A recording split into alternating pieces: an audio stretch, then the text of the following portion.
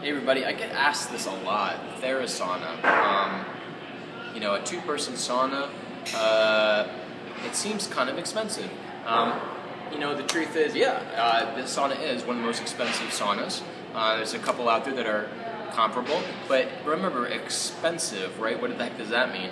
I always look at things in terms of value, honestly, and I see a lot of saunas out there that are overinflated in price, hugely. I know or at least one thing is that their sauna definitely, if you look at their weight, I always look at the basic stuff on the page. If I look at the weight of the sauna, I mean, it's at least 150 pounds, sometimes twice as much in terms of how much the thing weighs than other saunas. So either they're lining the walls with lead, or it's actually, thicker wood in there. So it's a really durable construction. So I appreciate that. It's just maybe a better made one, made in this country, one of the few ones made in this country. So that's cool. But again, I get this a lot too. So when people have tested out the Therasauna, they know the first thing they tell me, they say, Alex, how come when I get in there and I'm sitting in there for 15 minutes, I feel like it's really kind of not too intense. I'm kind of like relaxing. It doesn't feel like I'm being exposed to a lot of heat. It's just kind of relaxing. It's just maybe that feel right kind of temperature or whatever. Part of that is that you got to look at it this way.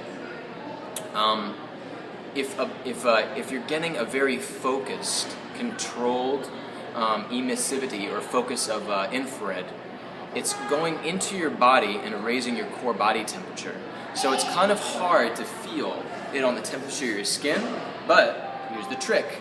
It's actually, it's hard to feel the temperature as it's actually warming you up from the inside, right? Which is what infrared is supposed to do. It's just that not all saunas do that.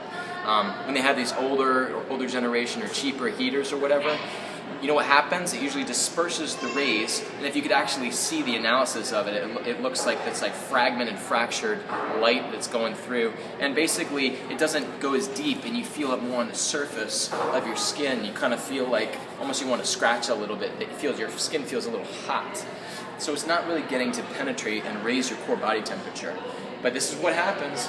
They think, oh my God, for 30 minutes I was sitting in that sauna, then all of a sudden I just started pouring sweat, just like all of a sudden, like I felt my body temperature, I felt really hot, and then for an hour or two afterwards, I felt this glow. It feels like a glow. It's like when you go out in the sun, once you get out of the sun and you go into the shade, you're fine.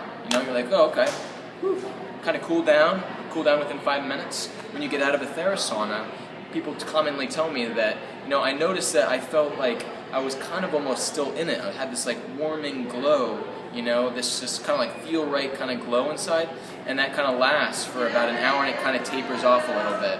So this can be, I guess, really nice in the winter, but so when you have that warming glow, and I've timed it before, it's called the afterglow sauna effect. No, I just made that up.